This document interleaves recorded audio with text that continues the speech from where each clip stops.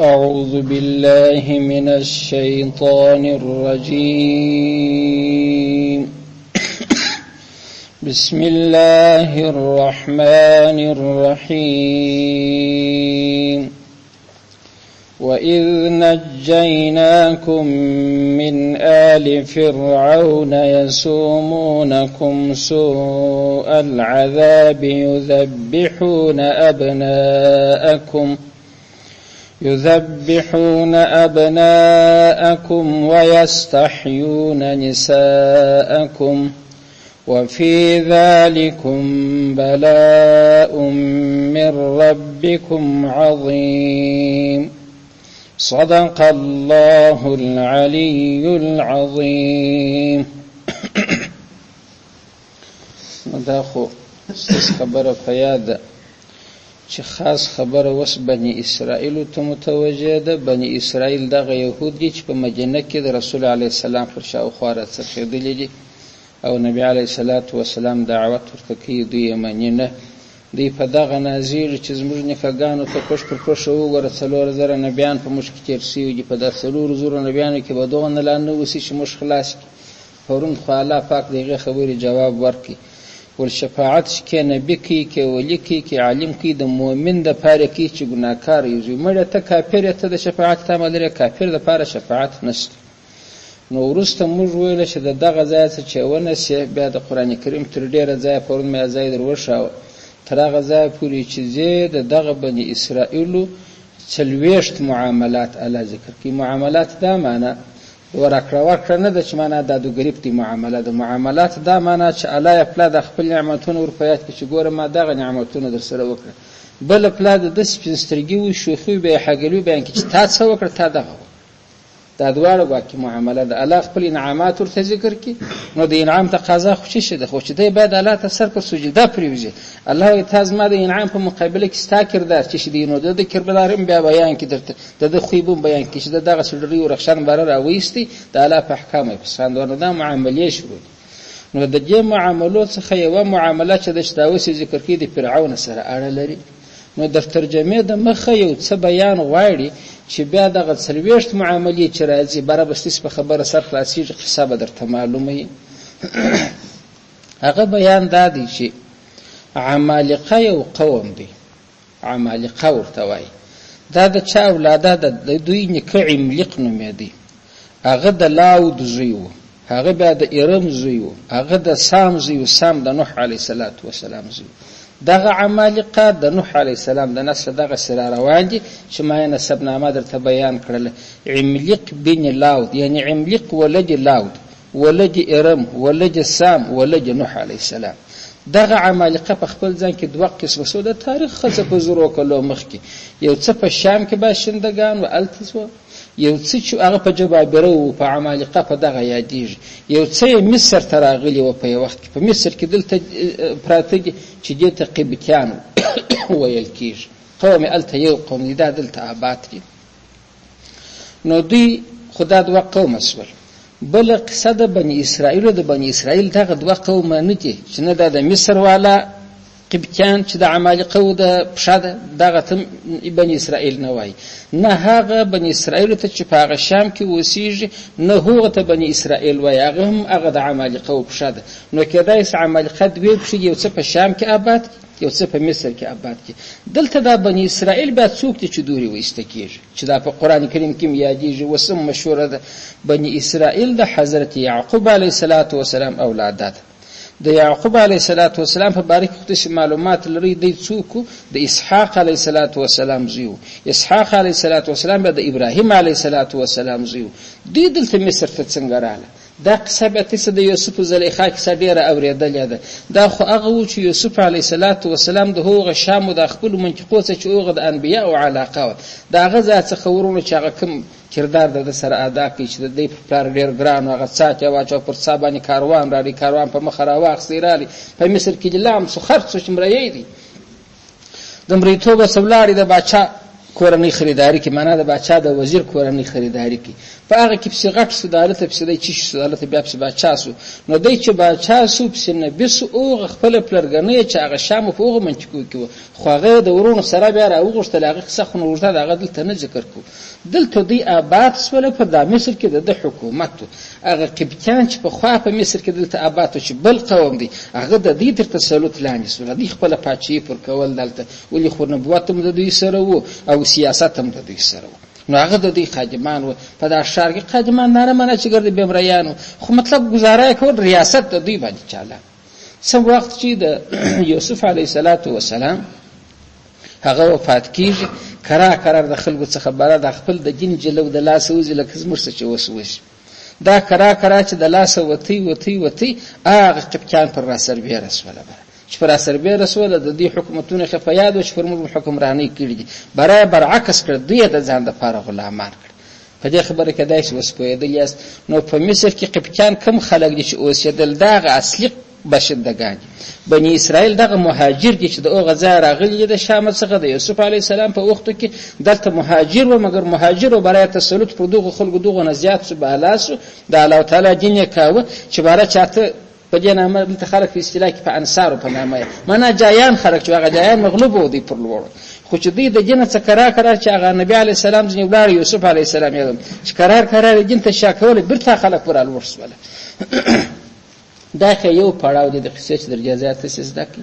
بل دلته د فرعون شیاجی فرعون څوک دی؟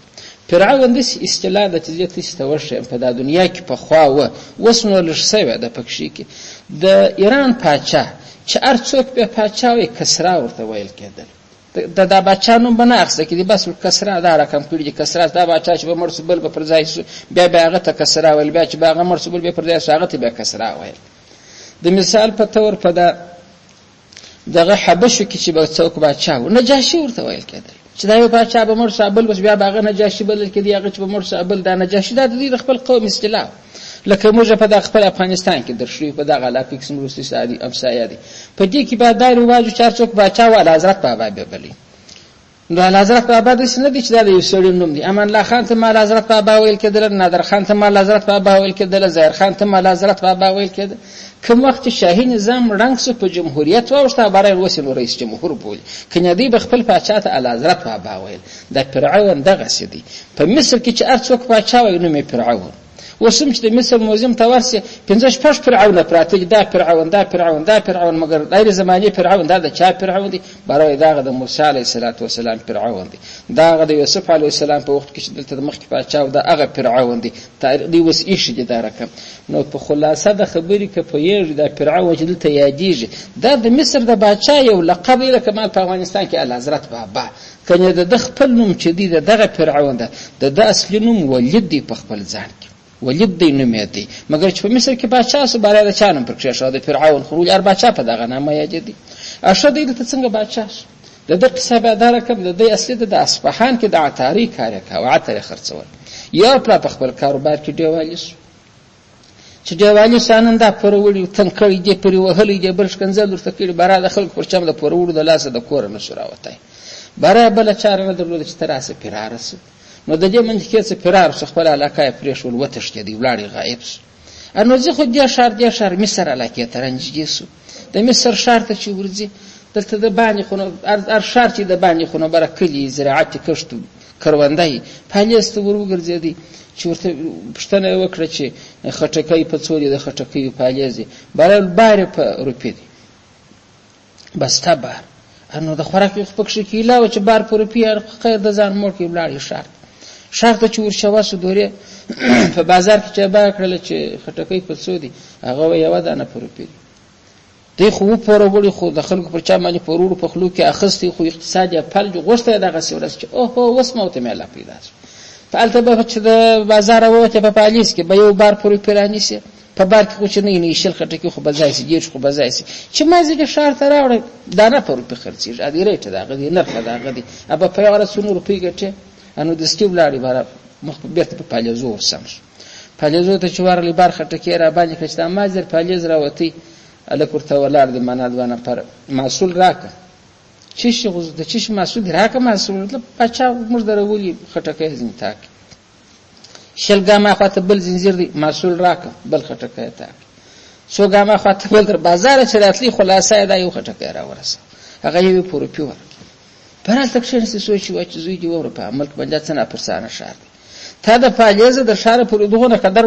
پټکان دي دغه قدر زنجیران دغه تالي دي چې ار یو خټکی غوړي مسول دی تمام نه لري او ار یو دا واکه چې مانزه بچا راځي نه بچا د طرفه مقرره دا نه پرسانه شار دی راسته یو کېل شروع فکر چې هوا چې یاره تراسه ته پر اجره باندې خپل زنجیر واچو ابل اولاد د اجره پر خله باندې سم دم بر زنجیر تناو جار کی انو چې مړی براتری بار ورته چې مړی د ځنه پرځم زه باچا امر کړی دی 15 روپۍ پر مړی باندې ټیکس دی محصول دی دا برکه شار خودی مال شار به سر او بشکره مشر نه لري واخه الله کوس مړی څه په کوبر تخ به نور ورکه اسی پنځه به واخست ورسته په شار او باګاډه سره بار مړی د ورځ بلاس لاس مړی راتله اچراتله د ورته ناستي مال خپل پیسې د ټولې پر اجره باندې 15 روپۍ ځنی غواړي مړی فرجه کې نه وایي نه پرېږدم دلته دوغه نه په داخل وکي نسته چې سره وځي چې څولغه کاش کې ته یې د چا زمر اخر یو شهر خلک یو شهر کورنۍ د دې مړی د دې د موصوبات مرزوا مړی ورخص دي چواره د ورته چې مسول راک هغه د چی مسول د اجره د مسول غواړي 15 روپۍ وګورل ته چا درول بچا برول رمله کې پلا د ټنکی مړی شخې روپۍ مو د لاستړلې بچا تراوست نو په داغه شرک چې بچا دی خواغم فرعون میره د سفرز کاله حضرت بابا نو میره معنا دا لقب دی نو خبر شي هغه ته چراوستي چې دغه زمړی پر اجره ناشتي پر مړ باندې 15 درهم غواړي هغه ورته چا مقرر کړی چې د 15 روپۍ غواړي خلکو خورتول دی زه بچا مقرر کړم مغول کلمه مقرر کړی باردور بچا سره ما خبرې ته پریږدم صدقه رقم شي ما چې دغه شهر نظم ولیدي چې دا شهر نه مالک لري دا نه مشر لري و دې خلکو ته چې ارڅه وای غالي چې ارڅه پکې هغه کوي زوم پوروړي پوروړ په خلکو کې اخستي ما دغه طریقه وسه جوول وسمه دغه روپۍ جمع کړي ته ولا کباله لري زما روپۍ وس دغه نه ستا سرمایه راو پړې ام دغه نه قدر زر نه لري لکه چې لرم پورنه ادا سی وي دغه نه موړم فقط ما چې د اجره ونیول دغه د پاره چې ما یو څوک بګونی په جشار کې پیدا چې ما بچا ته ورسی خو ستا دغه سی بچی د چې بر خلکو باندې ور باندې درته ولا کسړی لکه اوس موږ د وخت بچا چې ارڅه در پیښه ته بچا لیدای سي چې در بچا ځه په مټو چارجانه وشته کې کال بعد په مټو ور ورسېږي خو ستغه دغه رقم کسات ما دغه زیلمه بوله ارشي چې بوله ما په دغه شروع کې چې اخر پای به یو څوک پیدا سي چې ما وته ته ودرې ما ته اصلي په کار وي هغه نو زه څه پکورم برل ما چې ارڅو پیسې جمع کړې ګرځستاج پیسې خو ما ته بخښلې دي مګر هو یو درخواسته هغه د دې چې د شهر پر نظم ما مقرر کړ چې ما مشر زستا کشر مګر کار ماته را راوسپاره برای ورته ګوره چې شهر څنګه برابر و هغه بالکل مقبول چې پلا دونه پیسې خزانه ته ورکه شتاجه مکړي ګرځه بخښه او په کار یې پو شهر یې ورله زبده نظارت کو د شهر نظم پر دار کم باندې برابر کې عدالت راوسی عددي د وخت عدالت چې قراري څه پټکار ګرځه ټول سول چې هغه مجرمان واغه وځړول سول نور خلکو ته دکان بندول ګر سره نه غواړي خلاص یې هغه څه پیر د ورسره کور به د سار راسه کې شي ورکو زی زمين خلاص خپل سر اصلاح وسته مرسکل دغه څه ودا اخلاقی خدای اخلاقی په شریک دی د لاس اخلاقیش کله دای حکومت یادو که حکومت څخه نه کیږي نظام برابر شو خلکو د خدای شکر نه ادا کړ چې الحمدلله دا خلکو پر چا مول اسمان پورته مځکه شته خو وس مزندګي ولادت څنګه شژوند رابطه څو کلونه تیر شول هغه مشر فرعون هغه مرش چې مرش خلکو بارات ول تولار ولا که سیدی مرسوي خو د مخم کار تا کاوه وس بس مش پر تا باندې د ګور د اتفاق ته تزمر پاچای نو د دلته پاچا شو د فرعون د چې پاچا شو د خو مزه سده خو د کانو د قوم څخه دی د غټل څخه دی بني اسرائیل دلته جه بني اسرائیل چې برا سم تقسیم وکي برا سره تقسیم کړ برا ول ټول سي سبا د خیر بغیر د نجاران پکار ا د نجارانو جلسه چجوړ ک برا ګوري مزدوري دلته نه حساب ده دا غزمش په قوم کې په جشار کې هر چا دروازه خراب وکړي کار کوي سره ځي خپل کار وکړي ته فقط دغه حق لري چې ډوډۍ پیدا کړي نو د ګټو د سرمایه جمع کولو حق دلته نه لري سیسه په خواني کې سیولار چې سبب بیا ته حکومت کوي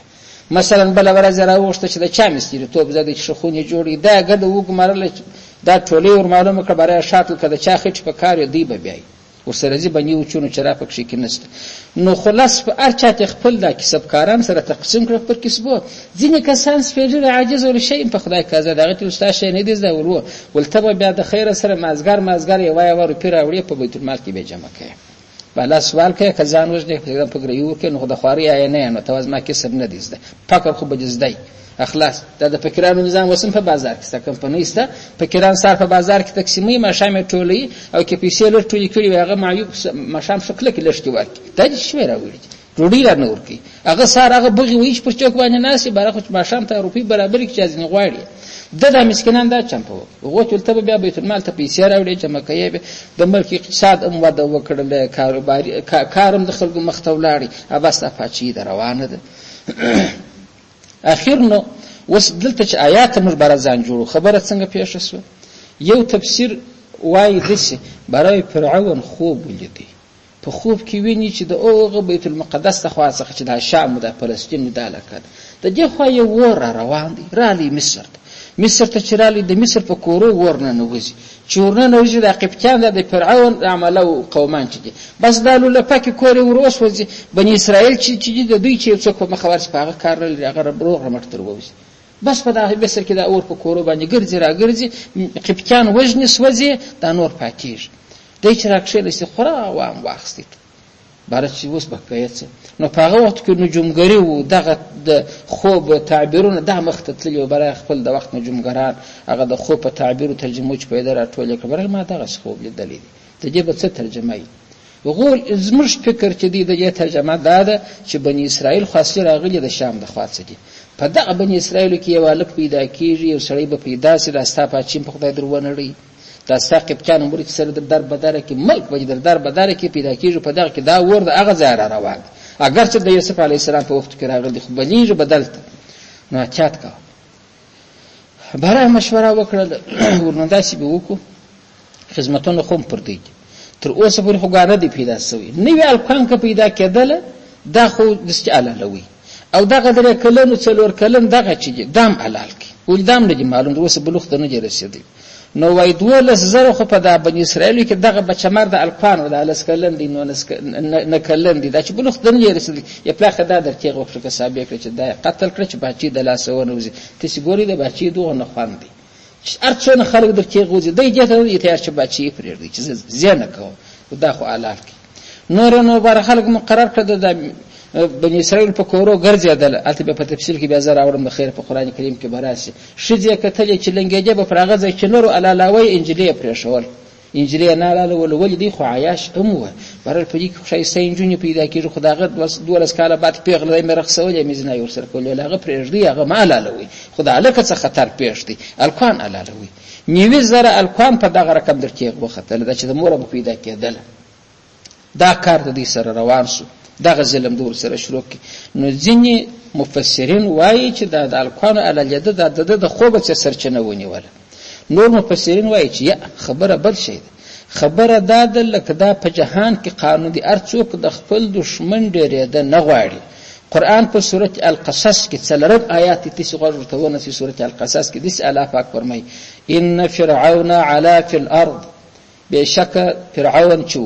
دل وړوالو کې په مځکه کې ځان لوړ کې غټ کې وجعل اهلها شيعا او دیره ولاړ سوي ګرځول خاوندان د مځکې شيعا ټوټه فرقې د پاچا قانون دی رعایت سره تقسیم کې پارټي پکې کې جوړي پچمات اتفاق بیا ونه کی اباس یو پارټي د اغزه د بلد اغزه د فرعون راشد د قران د دی وای وجعل اهلها د وګرځول خاوندان د مځکې شيعا فرقې پالچانه پکې کې جوړي کړل يستضعف طائفه منهم یو ډله په دغه ډلو کې چې وشه د بنی اسرائیل و دا کمزور دغه معنا چې نه پیسې ور پرې شو چې مال پر مسکین یا جزیه ور یشو برالته ما شام ته بیت المال تر پیرا وړي کبره کپا پیدا کوي چې خوارکا شو هغه په خواري د مریتوب کار ځنی اخستي نو دا ټول ته په فهم يستضعف طائفه منهم یو ډله په دې کې د بنی اسرائیل و هغه چې هغه کمزور کوله برای نو څنګه کمزور کول یذبح ابناءهم ويستحيي نساءهم الکان ور علالول او شذې ژوندۍ پرې شولې انه کان من المفسدين علاوه دا دغه فساد پیښه شی و د فساد ټوټه ازمر نو د هغه ځای چې دا زده کړه وای په جهان کې هر ابر قدرت چې دی کوشش کوي چې خپل دشمن چې دی چې نسل یې واده ځنی ونه کې نو وای فرعون چې و د بنی اسرائیل د نسل مخه په چاړنی ولا زموږ ستاسو د وخت فرعون په واکسین نیسی زموږ ستاسو د وخت فرعون ګولې ورته جوړ کړی چې د مسلمانانو اولاد سره زیات نشي دا بس خبره نه ده چې دا وز دروغ ده د قران خبر ده چې د فرعون څخه د دستور را شروع دي چې ستاسو د دشمن اولاد الته ور ختم کوا دغه قدر ژوندۍ پرېږده چې ستاسو حکومت پر چالاي او دا کدی دونه ډیر څه هجوم در باندې راوکي خو ماته یې نو دا دستور د هغه وخت څخه دی په نن زمانه کې دی فقط طرز سره جلا دي طرز څنګه سره جلا دي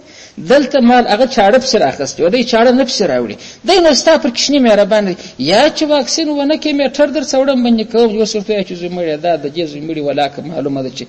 دا به چې شي جوړیږي روینې کیږي سی کیږي جوړیږي ځوان می پروتي مریضي په سیول کې نه ډاکټر سره نه دا واسطه دا قسم د ځوان یادي کې سب کار دي دغه دی ډرایور دی موټر چلی دغه دی نجار دی پلانې کار کوي دغه دی خراب دی موټران جوړي ونه صدا په کفاغه نه کوي دلته نو دغه نه باندې مهربانه دغه نه کدارغه د نجاست راخصت په خپل کې ورا چې زده بچاوم وسو تا چالوې بچاو کوي مړ چې دستور ته محتاج یا خلک د لوږې مليونه څه ته دونه مصارف کوي دا په کورو چې ګرځي دا تنخوي نه وړي د خلک خدای تنخوي دي ته مور کوز ما بجلی را ارزانه کز ما ګیس را ارزانه ک یا آلت چې د چنګړک نیسی دا هغه پروګرام دی چې روان دی چې دې څه چم کی چې د مسلمانانو ولس ضعیف کی نسل یې ور ختم کی رقم بیماری پکې کیږي خپل د انګريزانو ډاکټر یې بیان کړی چې باره دغه واکسین اصلي د بزو سره شروع دي چې دغه څخه یې جوړ کړی په انسان کې دغه نه پیدا ولا کار کې مګر چې دا کې یادي حکومتونه ملګری دي کوي نو هغه آیات ته چې وګوري چې دا فرعوني نظام دی چې روان دي چې دا کار کوي فرعون دغه کوله چې یذبحون ابناءکم ويستحيون یذبح ابناءهم ويستحيي نساءهم آیات کریمه چې ما وایي د سورۃ قصص سلام آیات چې اصلي انګیزه دغه چې فرعون د ظلم شروع کی اوس په خبره تاسو کې دای سپوی دی یاست نو فرعون چې په خپل علاقه کې دغه قدر تسلط حاصل کی چې مال کشنیان لا بارا وجله او انجینیر پر شوله ګرد قوم پر د خلکو زموږ د سپیشلا پر امین دي برای د خدای د عوام څخه وکړه برای د بل چا عبادت تل حساب دي بس زه خدامه څلور سو کال د ژوندۍ پر علاقه باندې وکړه بس څوک ماته سجدي کوي چې حاضر کما ته حاضر نو فکر کې زما مجسمه ورته کړي باغ ته چې کی عبادت کوي دغه کیسه روانه ده نور نو بیا دا چې په دې کې موسی علی السلام څنګه نبی موسی علیه السلام د سره څنګه مقابله شروع کړه دا ګرد پر یو ځای باندې نکیږي او نه قران د قصه داس په تفصیل مسلسله منظمه نه ذکر کوي ولا نه ذکر دي دا حکمت هم ځکه ار قصه په قران کې راغلي د منظمه نه بس پلا یو ځای بیان بیا بل ځای بیان کې بیا بل ځای بیان کې چې مسلمانان په دې پوښتنه چې قران د نقلو کتاب نه دی چې نقلونه پر لپسې کوي قران د عبرت کتاب دی الله پاک پلا یو ټوټه تر وخت هغه ځای کې ضرورتي ورخلو کې پیش کې بیا بل ملایان چې سره په تفصیل کې سره تقدیم او تاخير یې سکه بر اقتصاد زمي جوړ شي کنه دا یو ټوټه دلته وسه یو ټوټه ذکر کیږي نو زه به د دې ټوټې مثال مې په درته بیا په ترجمه شپېږي لکه یو سړی چې غلو به ولي بارونو بنجي غل پر پیرای د مرګ د ژوند مساله د چې مړکې بل سړی بار پر راس یا پر غشتل جلاوره سړی د غلو سره جنگ شروع کینو ټاک درې څلور ساعت جنگ کې ځان مرګ تور کې په یزامت براغله مات کې د سړی اخلاص کې نو د خوږه کیسه ده چې دا غرمه و دا ما شام او څو ټکه وسو هغه څونه پر و تاسو چموکي غوڅه چموکي مګر بل وخت نو راسلی ته څنګه ستاسو په یاد څنګه مې اخلاص کړي نو دا خو یو جمله ده تاسو ته چې څنګه مې اخلاص کړي دا اوري چې هغه خلکو تاکسه ګرځي مرمیږي خدای ما زړه چې ستاسو په یاد څنګه مې اخلاص کړي دا دغه نو وشت پروګرام دی الله پاک دې ته په څنګه لاندې توګه وای اوله معامله ده الله پاک وي و اذ در پیات کې ای بنی اسرائیل هغه وخت و اذ د دې سره چې دی هغه فعل محذوف پروتي واذکروا اذ نجیناکم دا خو ظرف دی نو تاسو در پیات کې اذ هغه وخت د بنی اسرائیل ته خطاب کوي نجینا چې مش خلاصون در کې کوم متسته د چا څخه مخلاص کړه من آل فرعون من آل د اتباع فرعون د فرعون آل د چا زامنو ته خاص نه ویل کیږي آل د هغه تابعداران ولشکر ته ویل کیږي نو فرعون خو وازنو خو یو سړی خو د مصر لشکري قبطیان ګرځه شاته ولاړو نو الله په آل تعبیر ځنی وکي من آل فرعون د اتباع د فرعون چې ما خلاص کړاست نو هو څه کول چې تاسو مې خلاص کړاست یسومون دی غشتي کوم ستاسو د فار یسومون موږ د دې سباله د پښتنو د فار چې سره په خلاصي یسومون دی در څکاوه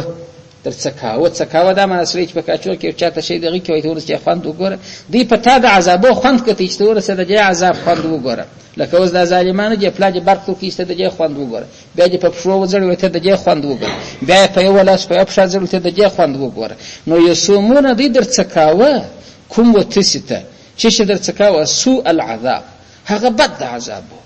عذابونه خیر ډیر د کوله رقم تفصیل مخکې ما درته وکړي چې ما نجاران چې تبه نجاری موتکه بنا چې تبه بنایي موتکه بل چې څه بکې حتی مسکین چې د طرف نو هغه ته بل تبه جزیه راوړي مازګر به یو درهم راوړي جمع کوي به نو خدای عذابونه دي مګر دا ګرد اعلان کړی سوء العذاب هغه بد عذاب راپورته کوي دې در څه کاوه کوم وتست سوء العذاب هغه بد عذابو دا نو چې شدید دا بد عذابو الله ذکر کې خپل بیان کوي هغه دادي يذبحون دي الالول ابناءكم استس زامن ويستحيون او ژوندې پرېښول نساءكم استس شذ ژوندې دي پرېښول زیتر الالاوه وسنه کې یو سړی وشاري مغزه په سر کې یو خدای غزمور استس دا خلق دي چې دا یو هغه وشاران غیرتمن چې وته خلق دي داغه د پاره د یو توري مرګ دي چې ويستحيون نساءكم د خبرې بیخت خبره ورلویږي چې د زما زوی علالیه او انجلیم پرېږدي او د زما دشمن نو خپل سره ته د استعمار مې چې انجلی ته پکې یڅونو معنی هغه ځای ته خبره دي دا در مرګ به تر داخله وي او مې له بدنامي مره اړه دا بدنامي ته علی اشاره وکړه چې هغه قتلو چې قتل بد عذاب بل دغه دي چې ستالو ژوندې پرېښول نو لور چې ژوندې پرېښول خو انجام معلوم دی پروګرام خو نه څه په کول خو معنا د عیاشي د پاره هغه دغه استعمارو د کمینځان يذبحون دغه ځای څه د سوء العذاب تفسیر خپل علاقه چې بد عذاب نو چی شو يذبحون دي الاله والابناءكم استسزامون ويستحيون او ژوندې پرېښول نساءكم شذستسي طالبانو ته سی خبره ته متوجه سي په دغه ځای کې دا ويستحيون فعل چې دی وای کده جه مستر چې سي هغه حیات چې په پای کې ولري ترجمه دغه ودا د تومي کړو ويستحيون ژوندې پرېښول نساءكم استسشي کله دغه ويستحيون مصدر چې سي حیا سي په پای کې حمزه لري حیا ويستحيون شرم اخذ نساءكم د شوزستسي د شیدس چې شرم اخلي نو څه معنا خو بدکاری ورسره کوي به هغه ترجمه د ويستحيون بدکاری کوي نساءكم سيست شوزس او کله دغه ويستحيون هغه مصدر حیاسي نه په پای کې لري نه حمزه فقط دغه سیه حیا د شذ و شرمګا ته ویل کیږي نو بیا دا چالي کوي یستحیون دی شرمګاوي کتل نساءکم د شذ استسی بیا خپل فوج مقرر کړی و ورتلې به لکه غوالانس چې ګورشته د څه وخت لنګیږي چې پټ کښنی راڅ تیر نشي نو بداغه برابر شذ دغه کتی چې د څه وخت لنګیږي خدا څونه بد خصبه خبره نو دا درې سره تعبیر کدل توکه دا د سوء العذاب تفسیر چاله دغه شمه کوي اوله ترجمه شي شو ويستحيون ژوندې پرېښول دومره ترجمه ويستحيون حیا ځنی اخسر بدکاری ورسره کوي درېمه ترجمه ويستحيون شرمګا کتل لاسي ورولې چې د څه وخت لنګیږي نو دا قانون فرعون جاری کړو چې کشنیان علال کې خو مګر چې الله یو شته اراده وکي هارون علیه السلام هغه او موسی علیه السلام په هغه سره به ژوند څنګه درووته هغه داس تر وته هغه صدا د پردا ځای باندې چې دی بارا د الکان ډیر علالول چې ماول نیوی د نه خو نیوی زره خو هغه الکان علاله چې ازیجدل دوله زر هغه چې هغه بچ مردان خوران یا تکلون نه کلنجي بارا خپل قبطان فرعون ته په ننوات ور بارا خدا زوی مړي کسب کاران ګرځم مړکیږي خو سپینډریس په کلونه چیرسبل دا نور نسل ته پرېږدي نه کارونه بیرته مجبور خپل جوکار بزباره کو خټه بزباره کو نو دا خبره زموږ سرداري ختم شول دا تاسو څنګه نظام راوېستي بیا مشوره سره وکړو وزیران راټول کو برال داسې به وکړو یو کالج باندې پرېږدي دا به غټانکی موږ به خدمتونه وکړو یو کالج نه علالوي نو هارون علیه السلام په هغه کال پیدا شو چې هغه امر چې سر کال نه مړ کیږي نه علالوي استعمال هارون علیه السلام په ډیره کم اعلی پاک ژوندې ترويستي موسی علیه السلام په هغه کال پیدا شو چې هغه علالوي مګر خو الله پاک امر ته چا مروه چې په صندوق کې واچو ولار دي فرعون په کور کې لوي هغه حساب په خپل ځای چرای سو به کو خو دې دوه په دغه رقم تروته په مضمون تاسو پوهیږئ کته چې ګرځا علالول نو دا څنګه پیدا شو موسی علیه السلام هارون علیه السلام خو مال څه هغه چې قوم او فرعون ته رضا وکړ چې خادمان ختم شول سپینځل یې مړ کیږي زباران نستګر سره نسل ختم کیږي نو ته څه پرېږده چې د مړیتوب کار خو ځنی واخلو برای یو کال نه بل کال یو کال علالول بل پرېښول بل علالول بل پرېښول هارون علیه السلام په کوم کال پیدا شو چې هغه مړ دي چې نه علالیږي موسی علیه السلام په هغه کال پیدا شو چې علالیږي مګر هغه چم به ورسره راځي په قران کې به قصه په تفسیر سره راځي ويستحيون ژوندې پرېښول نساءكم شذستاس منه د انجینی چې پیدا کېږي اوس نو الله پاک فرمایي وفي ذلكم بلاء من ربكم عظيم. وفي ذلك فدغه کار چې دا اوس تیر سو کوم وتستوایم ای بني اسرائیلو بلاء پدې کې امتحان دی من ربكم درب څخه ستاسو عظیم خورا لوی پدې کې خورا غټ امتحان دی خو الله تر وېساست. نو ته اوس ما نبی نه منې محمد علیه السلام نه منې الله خدا ما سره کړی دا فرعون د ګوت چا وکړي خدای رقم مظلومه چې ظلم دغه بالا کمزوري جوړیږي چې د وسیلوزي په کور کې وراله او چې انجلي په داس ورته دا غټه کې بازما پکار دا غټه کې بازما پکار د غټه دیم ستاده غړګي دغه بالا کمزوري نه جوړاله دغه ذلت ته چا وېست. نو چې ما وېستې اوس بیا دغه نه به شرم به حیا از ما د نبی مقابله کوي دا زنه من محمد علیه السلام ته غوې درواغ ورته وایي چشکه کدا استرجمه تاسو متوجه او فی ذالکم وفي ذلك دا ذلك اسم اشاره ده فدغه مخ گذشته خبره کې چې رسول کوم وتستوى بلاء امتحان دی من ربكم در بس خستاس عظیم خورا امتحان دی د بلاء چې دی دام ترجمه لري. بلا په معنا سره د مصیبت امراضی، بلا په معنا سره د امتحان همراضی، بلا په معنا سره د نعمت امراضی، دغه معنی ولري. نو دغه د ذالی اشاره چي ده که ودان نجیناکم ته کې چوپی ذالکم په دغه نجات کې چې تاسو ما درکې بلاء په دې کې احسان دی من ربکم در بس غستاس عظیم لري خورا غټ احسان چې الله نجات درک. کدا ذالکم اشاره ودغه ځای ته کې چې یذبحون ابناکم ويستحيون نساکم کې دغه ځای ته کې چې الکه در الاله وشزه پرېښول نو په ذالکم په دغه الاله ولو ژوندې پرېښول کې بلاء مصیبت دی من ربکم در بس غستاس عظیم لري دا څنګه غټ مصیبت خدا ما الله در باندې مسرت کړی فرعون درته مست کړی او کده ذالکم اشاره و دوا ورته کې هم د نجات هم د عذاب. نو دا غټ امتحان دی چې الله در باندې وکي پلای هغه زحمت در باندې راوستي ستا صبر یې واټ کړه امتحان یې واخستي بیا د نجات لره درکې دا نو بیا د امتحان په معنا سره ترجمه شو. اوس موږ د ذالکم د عامه ترجمه چې عوام ته هم تاسو زده کی وفي ذالکم په دغه چیرې خبر کې په دې آیات کې وسوه چې فرعون هغه کول الله ما ځنی خلاص کړ په دې کې بلاء امتحان دی من ربکم در رب څخه ستاسو عظیم خورا لوی. نو دغه لمړنۍ معامله د چې الله عز وجل ذکر کړ چې ستا دغه حال ما دغه صدر سره کړ د خلاص کړی مې. نو د دې مناسب تاسو په پوهیږي چې سره دې چا سره دغه احسان وکي بارانه بدله چې د بدلای شکریا ده. شکریا ده معنی چې د الله وحدانیت ومني د الله رسولان ومني او بني اسرائیل څه چل کې هغه د محمد علیه السلام مقابله کوي يهود د نبی علیه الصلاه والسلام مقابله کول. نو دا یو معامله د ذکر سره بارے تاسو حسابي مو در څلويشته پوری دا نور کم نه ولګي بارے پکې کې راځي او دغه د بني اسرائیل نظام